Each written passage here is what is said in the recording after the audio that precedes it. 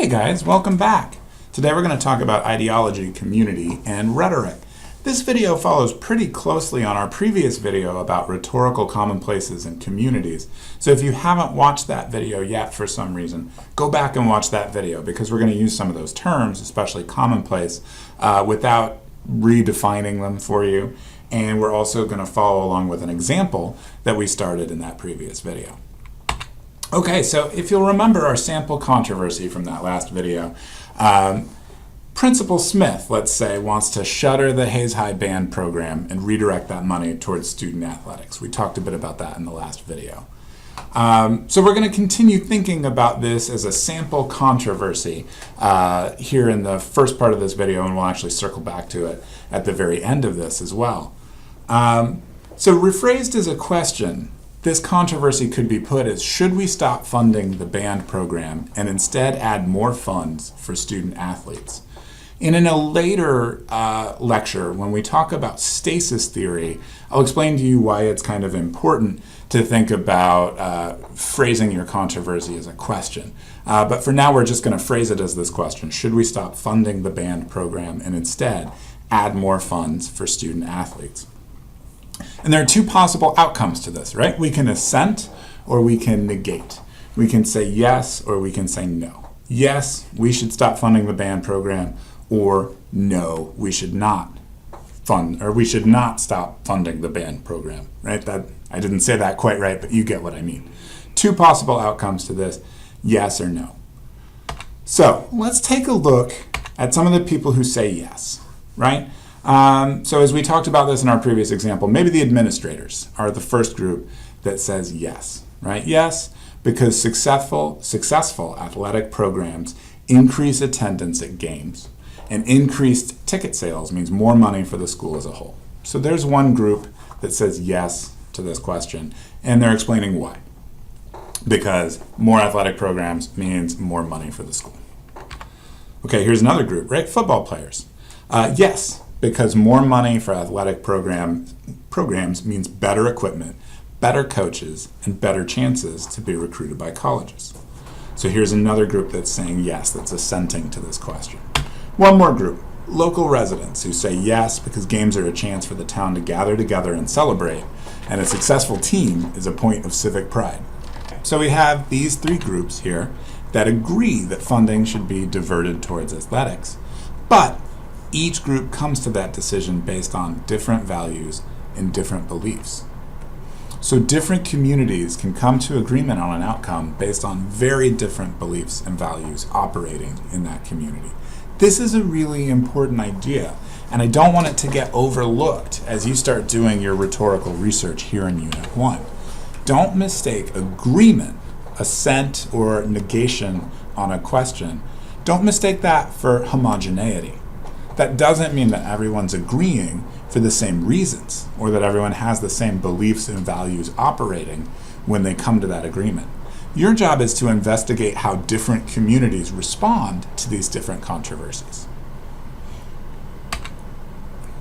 This brings us to the really important idea of ideology. So when certain beliefs, values, and commonplaces are so closely connected that they almost always appear together, we call those beliefs, values, and commonplaces an ideology. Ideologies include doctrines, ideas, and familiar ways of thinking that are characteristic of a group or culture. They can be economic, social, ethical, political, philosophical, or religious. But communities are built around ideologies. They're built around espousing similar beliefs and values and expressing them through shared commonplaces. And I want to take a second here to just make a note about how rhetoricians and students of rhetoric use the word ideology. Some people have a negative connotation when they hear the word ideology, and that's not the case in rhetoric. We're not using the word to mean anything positive or negative. We're simply using the word to express a set of beliefs, values, and commonplaces. So if you hear me say in a later lecture, a capitalist ideology, or a liberal ideology, I'm neither trying to value or denigrate those things. I'm simply trying to describe them as a cluster of beliefs and values that almost always appear together. So as we use it in rhetoric, it's not a bad word. Its value is neutral. So there are good ideologies, right? The Girl Scouts of America came into being because a group of women believe that girls can and should empower themselves. And there are bad ideologies too. The KKK arose from a fear of other races and religions, and its members unite around a mindset that the white American identity needs to be preserved. However, again, one more time, when we use the word ideology in rhetoric, we're not passing judgment on the validity of the beliefs and the values in question. We're simply using the word ideology to label that network of beliefs and values that are connected. So, where does ideology operate then? As defined by rhetoric, ideology operates in some really big areas. Politics, conservatism, liberalism, and libertarianism are examples of ideologies in politics. Economics, capitalism, communism, crypto-anarchism, those are all examples of economic ideologies. There are religious ideologies as well. But ideology doesn't just live in those big areas. Ideology also operates in much smaller ways in our everyday lives. It's often something that we sort of take for granted. Here's an example. How many of you have seen or heard this phrase, it doesn't matter if you win or lose, it's how you play the game. This statement is a commonplace. So I want you to take a moment and think about what values and beliefs this commonplace signals. I'm going to give you about 10 seconds, but of course you can pause the video and take as long as you need.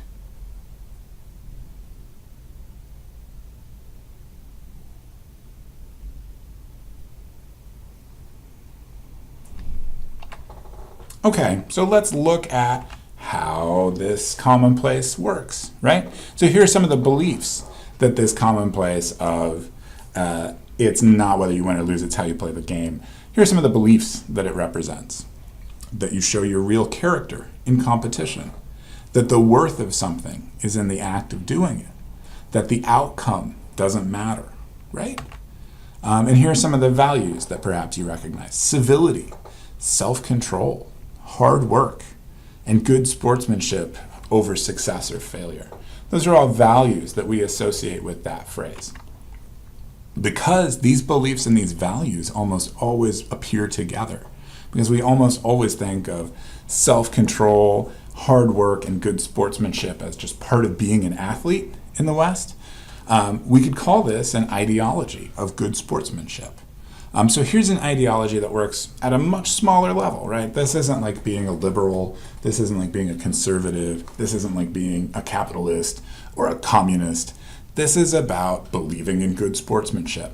And yet this is an ideology. This is a network of beliefs and values that almost always appear together.